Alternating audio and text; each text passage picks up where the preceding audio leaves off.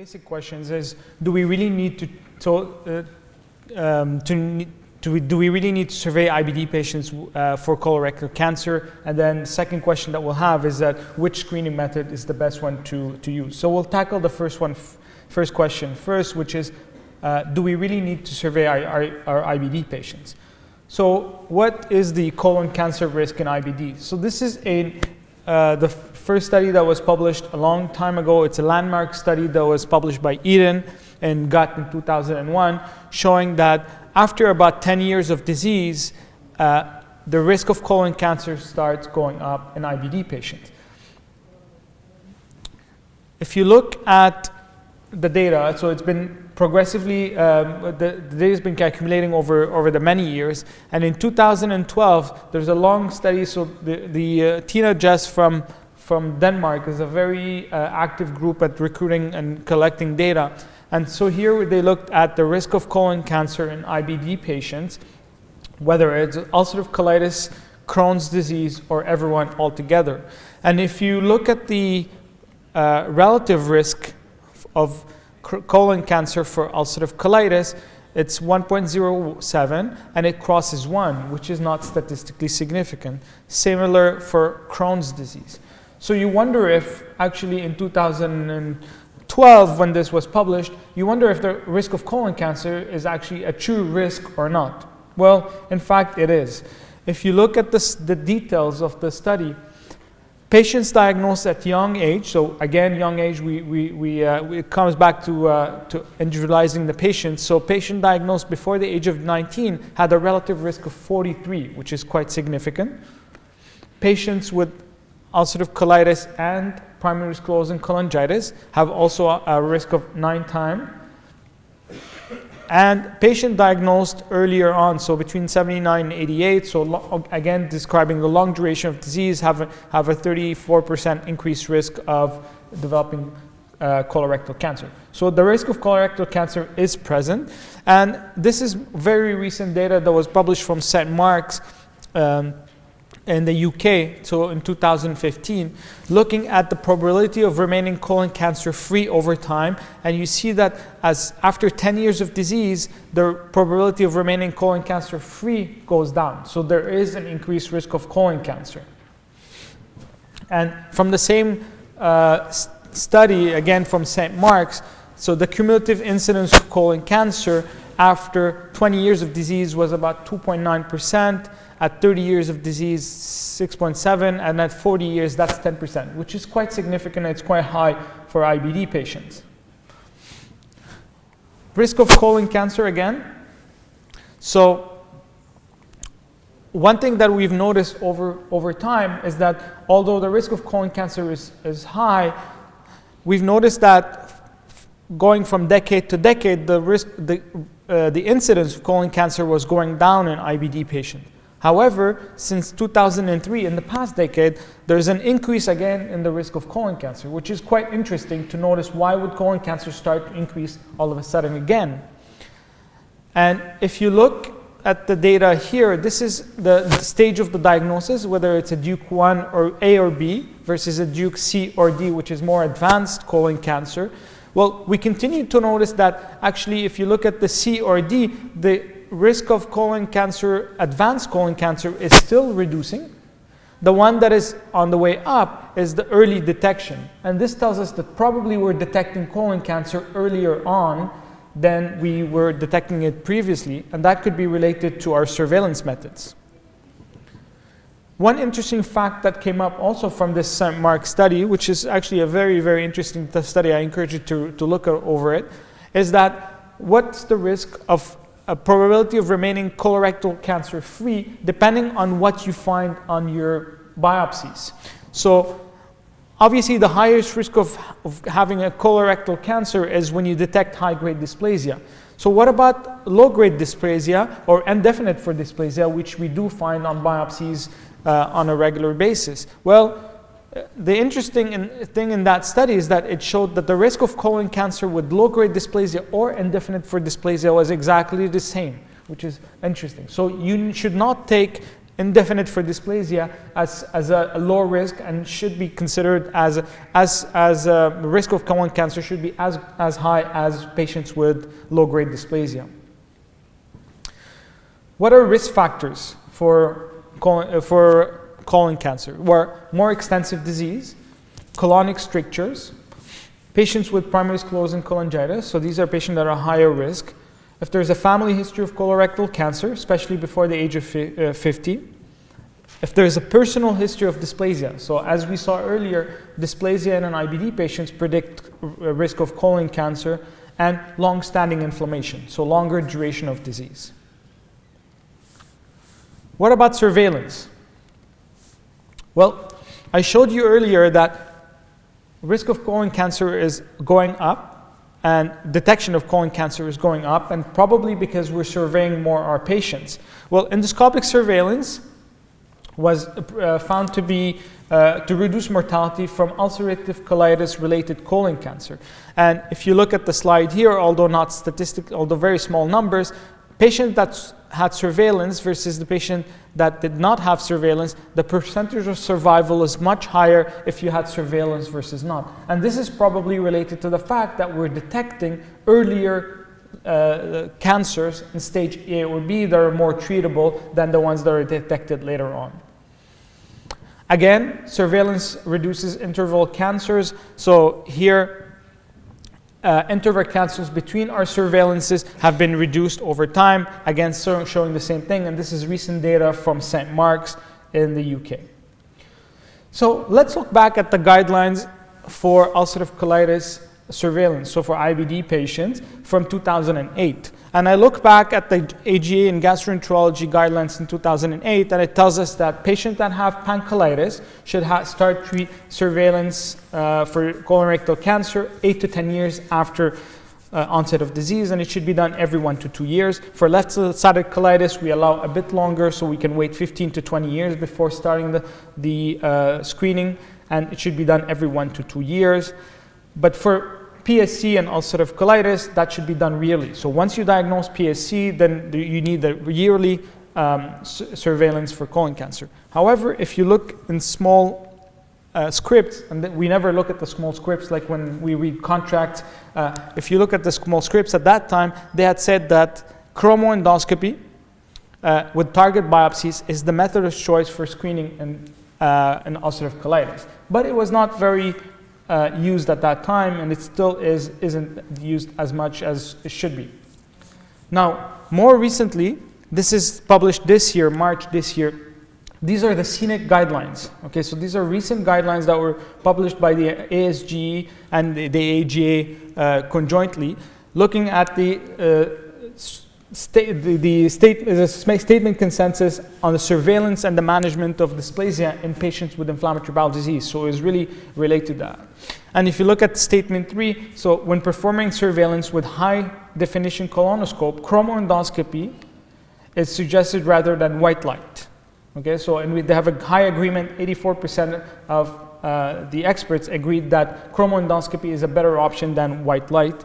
And in statement 5, when performing surveillance with high definition colonoscopy, narrowband imaging is not suggestive yet. Okay, and I'll show you some data about narrowband imaging. So as we speak today, we should be talking about chromoendoscopy, and we'll talk about the different ways to do that, but not narrowband imaging. It is not yet ready for prime time. So advanced endoscopic imaging. So over time, the trend has been changing quite significantly, So if you look, we've started here where we've been using random biopsies, screening all over the mucosa, and then targeted biopsies that are more targeted towards the lesions. And initially we're using ablative therapy, and now we're more and more towards en bloc resections, so full mucosal resections. Our ability to view the mucosa is a lot better nowadays than it used to be before. So we started off with standard white light, and then we were able to add zoom endoscopy, so get closer to mucosa and be able to see. And then came on in around 2003, the dye spraying chromoendoscopy with methylene blue or endoglucarmin, and then high definition scopes that came along. electronic, what we call virtual or electronic chromoendoscopy. So this is narrowband imaging, iScan, and FICE for Fujinon. And then we have the most latest endoscopic techniques, which is confocal laser endomicroscopy. This is really looking at the very, very basic, at the histology of the colon. So let me show you what our previous image, what we were able to see with standard white light versus today what we see with high definition white light. And you can clearly see that the haziness and the description and the details of what we can see with high definition versus previous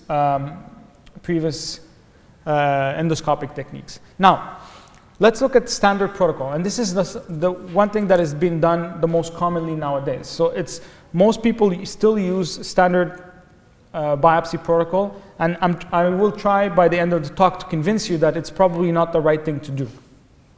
So the random biopsy protocol started actually very early on. So these are very old studies from 92 and 94, where they looked at samples of patients that had colectomies, and they took multiple samples throughout the colon, and they tried to say what's the cutoff lesion where we can identify accurately the presence of neoplasia. So with 90% accuracy, if you take 33 biopsies, which is in a 70 centimeter to 80 centimeter colon, it's about 4 quadrant biopsies every 10 centimeters, which is what we do.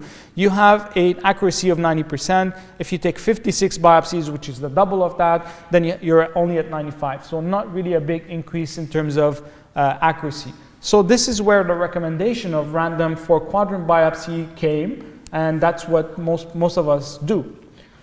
So, few issues with the random biopsies. One of the issues, and you'll notice it yourself, is most of the time when we're doing random biopsies, we're actually not looking well at the mucosa. We're coming back, trying to look, did I reach the 10 centimeters to take my biopsies? But we're not examining the mucosa as well as we should be, and as we should be inspecting the mucosa.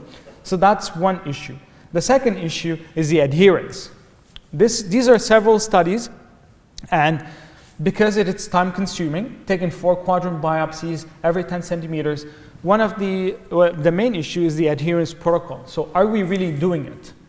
And so if you look at the Netherlands, for example, only 25% of gastroenterologists were doing the full 4 quadrant biopsies every 10 centimeter. If you look at the UK, 57% were taking less than 10 biopsies. We're talking about 33 biopsies that should be taking. In New Zealand, 50% were taking less than 17 biopsies. And in Germany, 9% adherence, 50% of people were taking less than 10 biopsies. So adherence is an issue, and we all realize that it's a limitation for when we do endoscopy. One thing I can tell you, for example, in Canada, one thing that happened recently is that they start to pay you if you do actually your random biopsies adequately with 32 biopsies. And because this happened, when you get paid to do something, then actually people start doing them. So we have more people doing the 4 quadrant biopsies nowadays than before, but this should not be your only incentive. So what about the standard biopsy protocol? So this is a study from the Netherlands in 2011. And where they took 1,000 colonoscopies in about 500 patients, and there were 11,000, almost 12,000 random biopsies taken. And from all these random biopsies, 23 had low-grade dysplasia, only 1 had high-grade dysplasia. So the yield of finding a dysplastic lesion on a random biopsy is extremely low, it's 0.2%, which is quite low.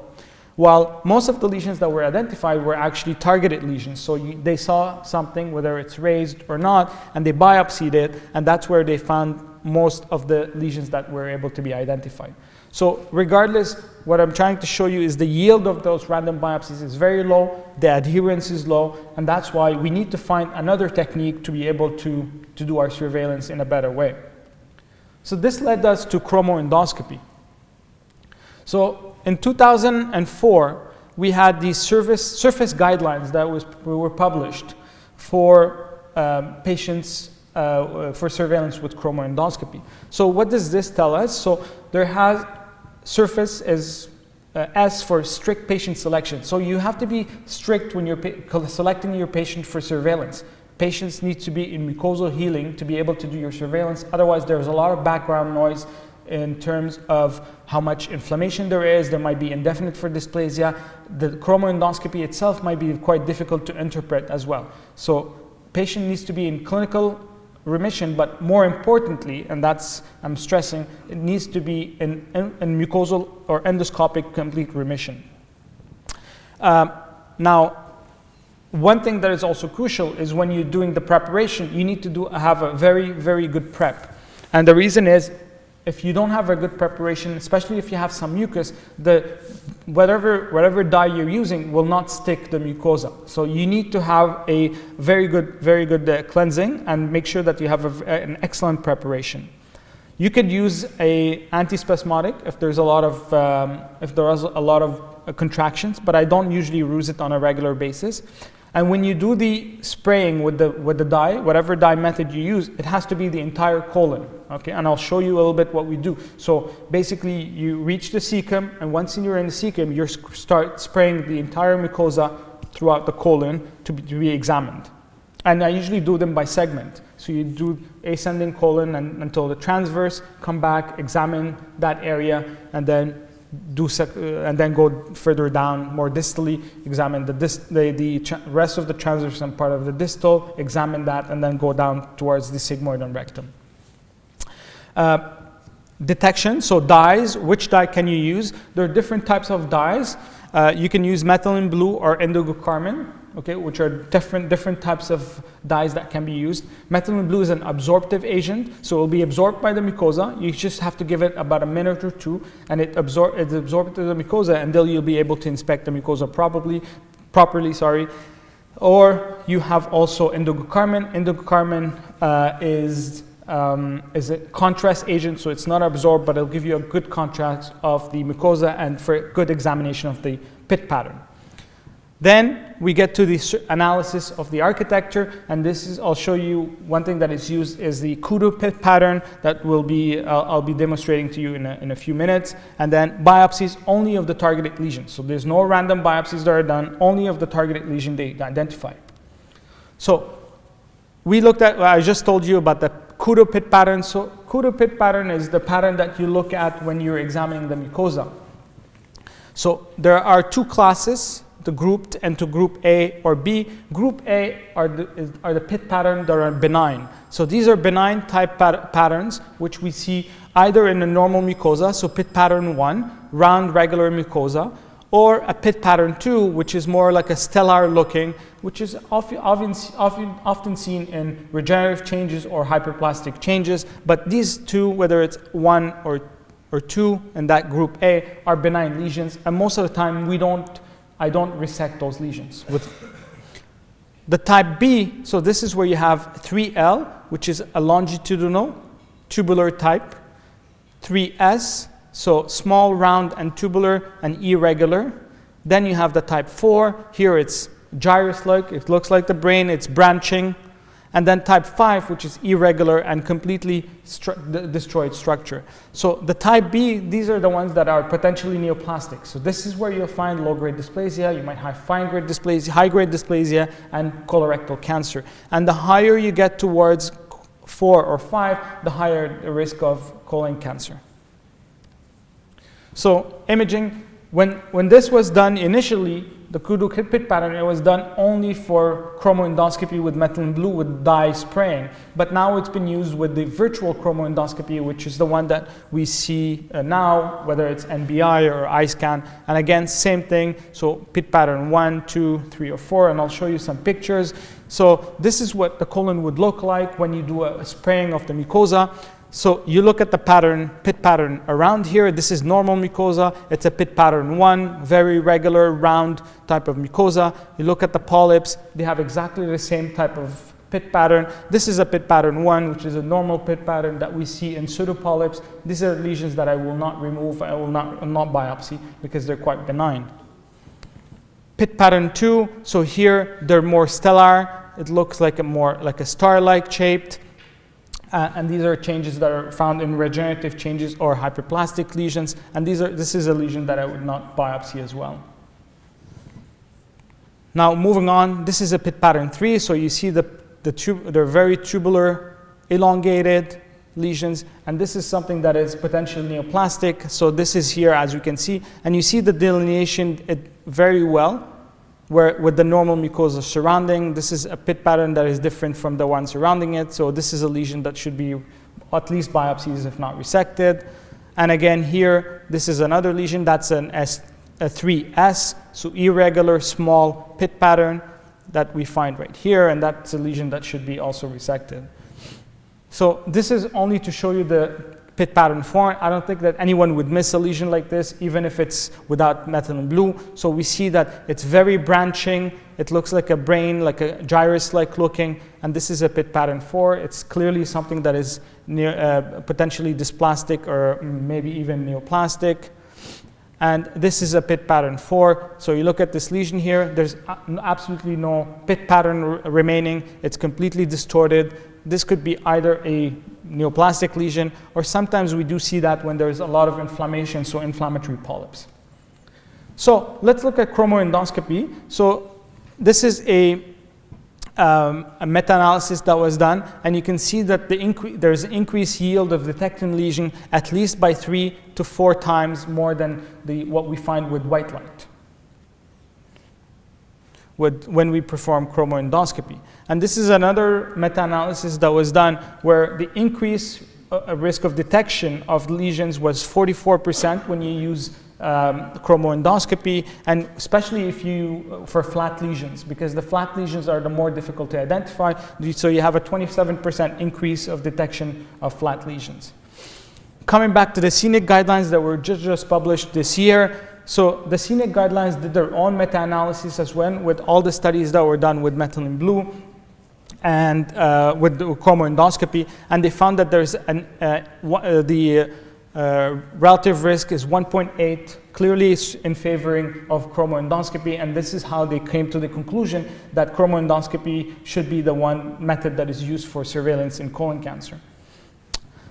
So how do we do it? It's quite simple.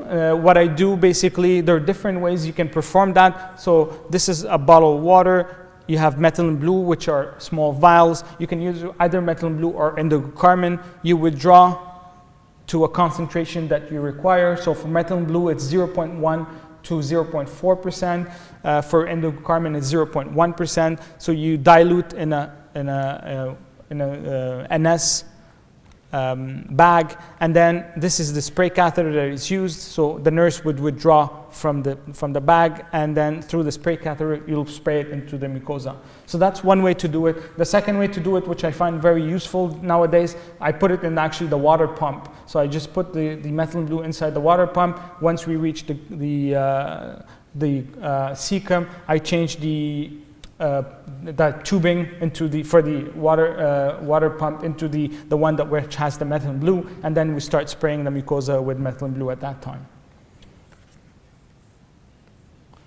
So one thing you should so the spray catheter is used, so I use the one that is from Cook, but it could be any spray catheter that is useful to spray the endoscopic mucosa. So the one I use is a non-reusable one. They're quite long, so you have to make sure that it reaches for the colon.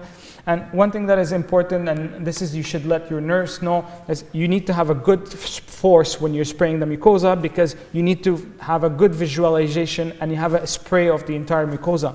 The other thing that you should be careful is the nurse should be having a 4x4 or a towel or something when she's spraying, because if it disconnects or you have any issues, then it might spray and everyone might look like blue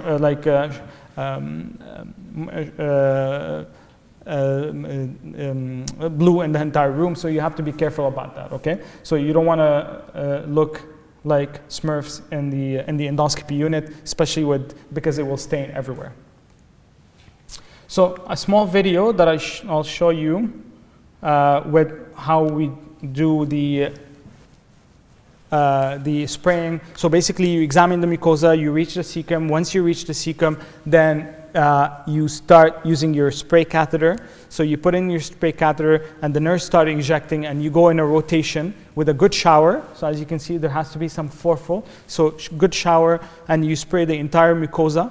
One thing that is quite helpful as well is once you put the spray in, you collapse the mucosa. So you suction the air, it collapses the mucosa. It allows for the methylene blue to be everywhere. So you can see very well here that you can have so you can have a very good look at the pit pattern.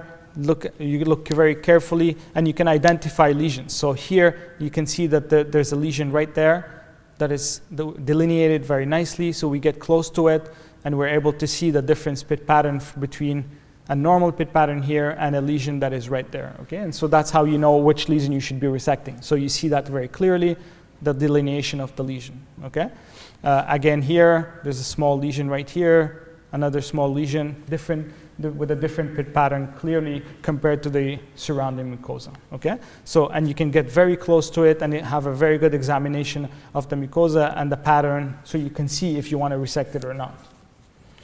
So this is an image that I usually show just to demonstrate a little bit what you can do with chromoendoscopy. So looking at this here, if you're doing a quick examination with white light, you might not see very much. However, we see a bit of redness here. There's a bit of redness here. You wonder if there's something really.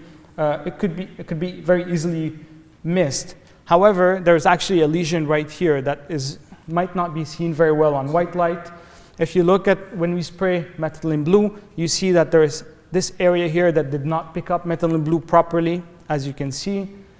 And then we do a bit more staining, and we give it a bit of time, and you can see that the same lesion right here has a distorted pit pattern. We don't see very well what that is, and you get closer to it again. So there's a lesion right here with the pit pattern very distorted, and this was a cancer. Okay, so there was a small cancer in a patient with ulcerative colitis. So again, flat lesions could have been very easily missed, and probably a few years down the road would have detected an advanced cancer in this kind of patients. So what are contraindications to methylene blue? So obviously, if you have any allergies or intolerance to methylene blue, a patient with renal insufficiency, if the GFR is less than 60, pregnant or nursing women should not be giving that. There's a relative contraindication for G6PD deficiency and SSRIs if patients are taking them, but it's only relative. And you need to tell your patient, if you're using the spray, that patient will have stool and urine that is blue for a few days, at least 48 hours, and actually even their tears might be blue also. Okay, so they'll have blue excretions all over for at least a couple of days. So you just have to tell them not to be alarmed. So what about chromoendoscopy in 2015? And this is actually quite reassuring. If you look at this data again from St. Mark's, you see that since 2004, where chromoendoscopy data started to come up, the rate of use, the percentage of colonoscopies that are performed with chromoendoscopy in the UK has gone up, and in 2012 it's almost at 50% even more, which is quite reassuring. And I think this is probably one of the reasons, if you look at the past decade, that we have more detection of lesions and more detection of dysplasia. It's because we're using better techniques to identify those lesions, and I think it's related to the chromoendoscopy. So very briefly, I'll discuss a bit the virtual chromoendoscopy. So these are the NBI if you're using Olympus, the iScan if you're using Pentax, or FICE if you're using Fujinon. So basically, there's a filter at the end of the scope which filters the light, and what this does is brings you closer, so away from the red light, closer to the green and the blue light. Hemoglobin likes to attract blue, so that's why we see better with blue, with methylene blue, but also with this virtual type of chromoendoscopy. We did a review article that was published in 2013 looking at a comparison of all the different imaging with NBI. So NBI has been compared to white light, and it's been also compared to chromoendoscopy in at least 2 studies, one from Spain and the other one that will be published very soon from Belgium, that we collaborated also in Canada. And when NBI was compared to white light, it was not better than white light, but when it was compared to chromoendoscopy with methylene blue, it was equal to chromoendoscopy. So this is so it's still early on for NBI. We're not ready to say that we should jump and use NBI or iScan as the method of choice for surveillance, but slowly data is accumulating for that. Some advantages for NBI, so it's only push the button. You don't have to spray. It's much faster to do. When you have a difficult colonoscopy, you don't have to come in and out, because with methylene blue, you'll have to spray and then go in and out, so it's an advantage. In our study, there was a clearly shorter time for withdrawal. So for Chromoendoscopy, it was 26 minutes. For NBI, it was 15 minutes, so it's shorter. You don't have to spray. There's no X-ray equipment, so it's part of your scope. And the one thing that could be a problem sometimes is when you spray the mucosa, it's not equal everywhere, while with NBI, it's equal distribution. Okay, so these are some advantages. I'll show you a little bit what the future, I'm an optimistic guy, so I'll talk always about the future, so what's coming out. So there's endomicroscopy. So it's not only seeing the mucosa, but seeing beyond the mucosa. So this is the endomicroscope, and what you can see here is you're able to shine and get images that are very, very specific to the, actually even getting histologic features of the lesions. So we use this usually in combination with methylene blue. And so the images that you get are really, and for the pathologists here, are very similar to what you would see on histology. So you're able to see goblet cells, columnar cells, the crypt lumen right here. So these are very, very nice images that you're able to achieve. But this is something that is still more experimental. It's not yet ready for prime time. And future endoscopic approaches, I'll be finishing on that. So as we said, there's maybe some role for virtual chromoendoscopy in the near future. There's the 300-degree colonoscopes. And then there's the drug-induced chromoendoscopy. I didn't mention that, but actually there are some studies that are ongoing right now to use methylene blue with MMX technology, so it's only released lower down in the colon. And then we have functional and molecular imaging, and I'll show you some pictures here which are quite interesting. So these are molecular images that were done on mouse colon, where we can see actually the blood flow, we see the crypts. So it's very, and that's only that's very interesting, but that's really only for the future. And then you can see here live images of how the blood cells are moving, and then what the crypts are doing in the live environment. So I'll conclude on this slide here, and I think this is that's an important slide because it allows us to see an algorithm of how we're going to be treating our patients. So if you have a patient with a dysplastic lesion and ulcerative colitis, it really depends if it's a lesion that you're able to identify and delineate properly or not. If it's a lesion that you're able to delineate, then you should be resecting that lesion. So it's an isolated raised lesion, snare that lesion or do EMR with a tattoo of the site and repeat chromoendoscopy within 6 months. If it's a lesion that is flat that you're able to also delineate, you should be resecting it and repeat chromoendoscopy within 6 months. If there's no further dysplasia, then you just survey with 6 months chromoendoscopies. If there are remaining lesions, then you see, is it still, I can identify the borders or not. If you're able to identify the border and fully resect it, then you go for normal surveillance. If you're unable to resect it or unable to identify the borders, these patients go for colectomy. And again, from the start here, anytime that you're unable to identify the border, you should be sending those patients for a colectomy. So one advice that I would give you, if you don't see very well the surrounding or the delineation of the mucosa, I always, after resecting the lesion, take a few biopsies in the surrounding area to see if they come back as dysplastic or not, because they might be very flat. If there is some dysplasia and you can't really see it, so those patients should be sent for proctocolectomy. And I thank you for your attention.